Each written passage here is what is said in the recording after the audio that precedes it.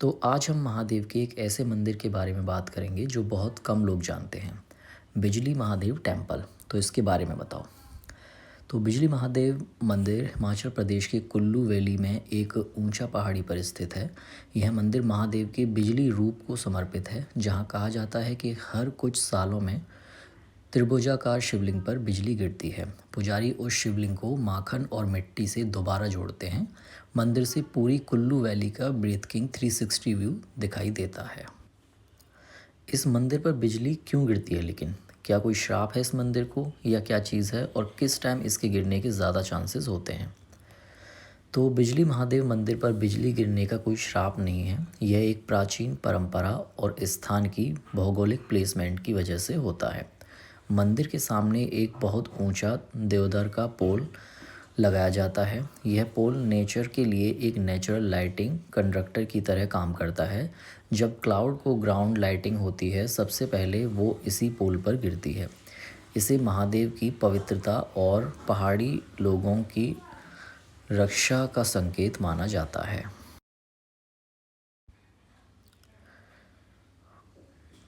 बिजली गिरने के चांसेस मॉनसून और प्री मॉनसून जून से सितंबर के बीच सबसे ज़्यादा होते हैं, क्योंकि इस टाइम हिमालय रीजन में इलेक्ट्रिकली चार्ज क्लाउड बनते हैं।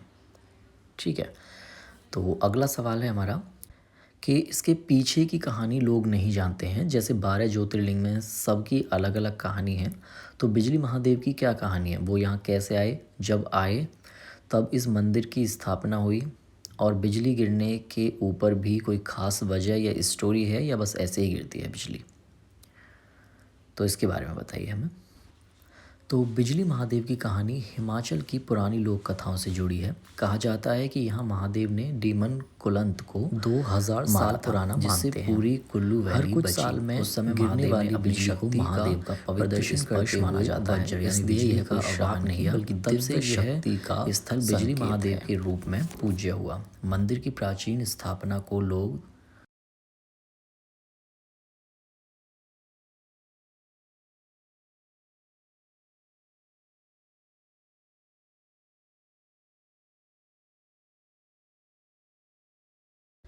क्या कभी ऐसा हुआ है कि यहाँ बिजली गिरने से किसी मनुष्य या जीव जंतु को नुकसान पहुँचा हो?